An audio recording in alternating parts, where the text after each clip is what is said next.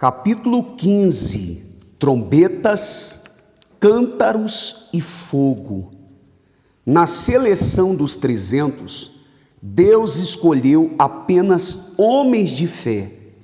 Eles estavam prontos para a guerra física, mas, acima de tudo, haviam sido escolhidos para a guerra espiritual.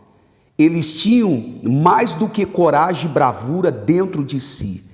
Tinham o fogo da fé, o fogo da total confiança em Deus.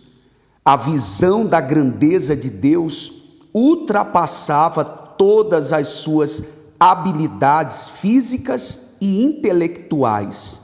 Por isso, eles se armaram apenas com cântaros e trombetas, as armas de Deus. Não podemos acusar os 9.700 restantes de serem covardes ou medrosos. No entanto, eles não estavam prontos para aquele tipo de guerra. Eles poderiam até ser úteis em outras guerras, mas não na guerra de Deus. Eles estavam cheios de ousadia e coragem apenas para segurar a espada, mas não a trombeta e o cântaro com fogo. Paulo ensina que as armas com as quais lutamos não são armas deste mundo. Pelo contrário, elas têm o poder divino para destruir fortalezas e argumentos. 2 Coríntios, capítulo 10, no versículo 4 e 5.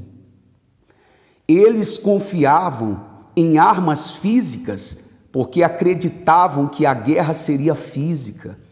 Se tivessem sido recrutados, certamente teriam se afastado dos outros assim que percebessem que as únicas armas disponíveis eram trombetas e tochas dentro de cântaros de barro.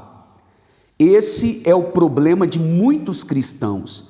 Eles querem vencer o inferno usando suas próprias armas, usando mentiras para enganar e tirar proveito dos outros. Em outras palavras, usam as armas do diabo para tentar vencê-lo. Eles recorrem à malandragem para obter ganhos e, mais tarde, tentam justificar suas falhas, acusando outras pessoas de serem injustas com elas.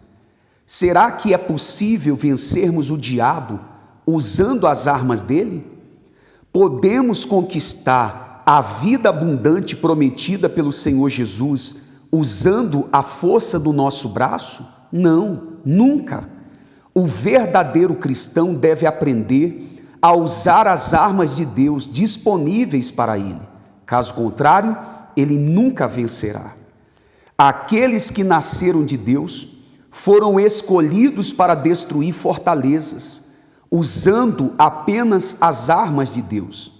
Foi com essas armas que os guerreiros de Gideão se prepararam para enfrentar os midianitas, os amalequitas e os povos do Oriente. Eles se destacaram do restante porque tinham fogo de Deus dentro deles. Foram movidos pelo poder da fé, a arma de Deus dentro deles. Eles eram apenas 3% de todos os poderosos guerreiros, mas fizeram a diferença por causa de sua alta qualidade. Do ponto de vista humano, era realmente pura loucura. Eles não tinham espadas ou qualquer outro tipo de arma humana para enfrentar exércitos tão poderosos. Eles simplesmente confiaram na palavra de Deus, ou seja, eles materializaram a fé de que Deus cumpriria o que prometeu.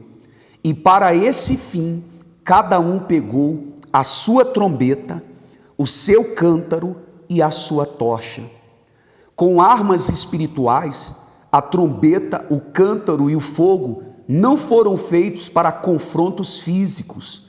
A trombeta era um instrumento para reunir o povo, mas o poder de Deus estava implícito em sua simples representação. O toque da trombeta representou o grito desesperado de um povo, o grito da alma para o único que poderia libertá-los, o Deus vivo, o Senhor Todo-Poderoso. O cântaro e o fogo simbolizavam a vida do guerreiro, com sua fé ardendo por dentro. Deus é tão misericordioso que não exige que alguém tenha habilidade intelectual, educação, diploma ou coisa semelhante para receber as suas bênçãos. Um espírito quebrantado e um clamor sincero são suficientes. Os inimigos estavam acampados em um vale logo abaixo de Israel e o cobriam como uma nuvem de gafanhotos. Eles eram inimigos entre si, mas agora estavam unidos contra o povo de Deus. Além da multidão de midianitas, amalequitas e todos os povos do Oriente, ainda havia os camelos, que não podiam ser contados. Isso os fez parecer ainda mais numerosos, o que atemorizou o acampamento dos israelitas. Gideão, obviamente, estava agitado diante daquela visão, pois não sabia como os enfrentaria sem armas.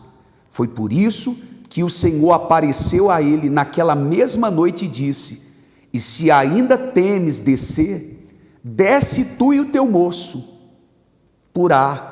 ao arraial, e ouvirás o que dizem."